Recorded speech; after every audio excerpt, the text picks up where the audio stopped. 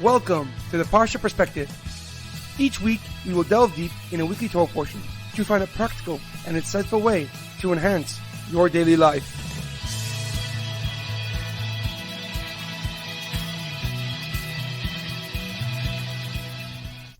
Thank you for tuning in. My name is Rabbi Shalom Yemini, and each week we will look into the weekly Torah portion to find practical and insightful ways to enhance your daily life. This week's Parsha Perspective is in honor of the immediate and speedy recovery of Daniel Aaron Chaim ben Ruth. May he and all those who need a Refuah Shlema in immediate and speedy recovery experience God's mercy and God's compassion. This week's Parsha Perspective is in loving memory of Edward Ben Efraim, Shlomo Ben Edward, and Yirachmiel Daniel Ben Gedalia. May their souls be uplifted and may their memories be a blessing.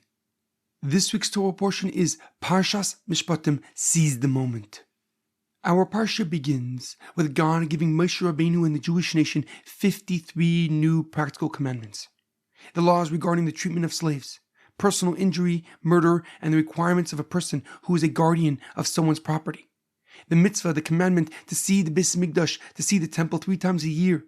The mitzvah of Shemitah, the mitzvah of korbanos and returning a lost object, hashavas aveda. Moshe Rabbeinu then tells the Jewish nation what rewards they will receive for keeping God's commandments. There will be no miscarriages, the borders of Israel will grow, and they will conquer the land without opposition. The Parsha ends with God summoning Moshe Rabbeinu up back to Mount Sinai for 40 days and 40 nights to study Torah. Moshe tells 70 elders and that his brother Aaron and his nephew Hur would answer any questions they would have in his absence.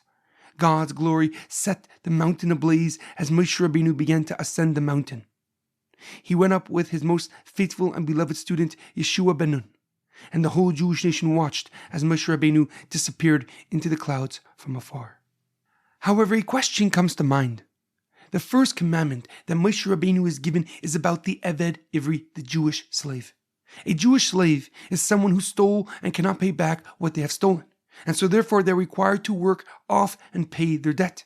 But why is the Jewish slave, the Eved Ivri, the first mitzvah, the first commandment that Moshe is given to teach the newly freed Jewish people? What is the purpose of teaching laws that won't be even fulfilled in the desert, but only in the land of Israel? The Ramban, Rav Moshe ben Nachman, a leading Torah scholar from the 12th century, gives a very simple explanation. He writes that the first mitzvah we are given in our Parsha is a 7-year limit for the Eved Ivri, for the Jewish slave, meaning that unless they want to extend their servitude, they go free at the end of the 7-year Shemitah cycle.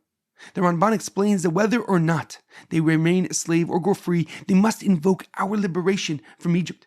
As the pasuk says in Devarim, remember that you were slaves in Egypt and God redeemed you, and therefore I commanding you today about the Jewish slave and how he must go free. However, the Rabbeinu Bachai Rav Bachya ben Asher, a leading Torah scholar from the 12th century, gives a deeper and more profound explanation. He writes that with the giving of the Torah in last week's Torah portion, God took ownership and control over the Jewish people. He gave us our mission to be his ambassadors of light and kindness, joining us together permanently. The Rabbeinu Bachai explains that God first commanded Moshe about the Jewish slave for 2 vital and important reasons. First, to show the depth of the relationship between Creator and creation, between God and his chosen people. When we succeed and prosper, his holy name is elevated and exalted. His oneness and unity are known and recognized across the world. Second, that we may never be truly enslaved or subjugated by anyone but by the King of Kings, Melech Macham Lachim, HaKadosh Baruch Hu, our Father in heaven. Our lives are forever bound to the obligation and duties that were bestowed upon us at Mount Sinai. When we scream Naseh v'nishma, we will do and then we will listen. And any and all other enslavements are brief and temporary, for only God owns us.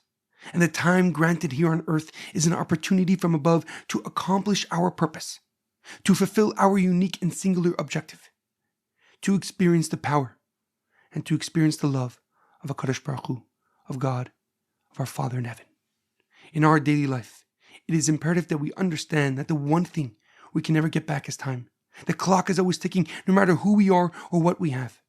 Most take it for granted, yet time is the most finite and precious resource we have. The most perplexing part of time is that some seem to accomplish much more in the same 24 hours. And although it seems like they have many more hours in their day, in reality, they just value and utilize every second given to them. The lesson of the Jewish slave is recognizing that every second we are given is valuable beyond comprehension, and we should seize the moment to fulfill our mission and purpose and create a path for the coming of Mashiach.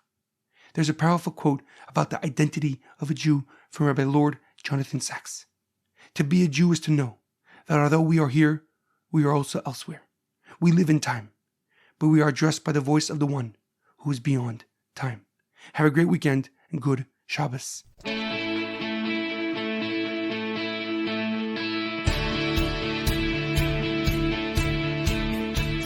Thank you for tuning in to the Parsha Perspective.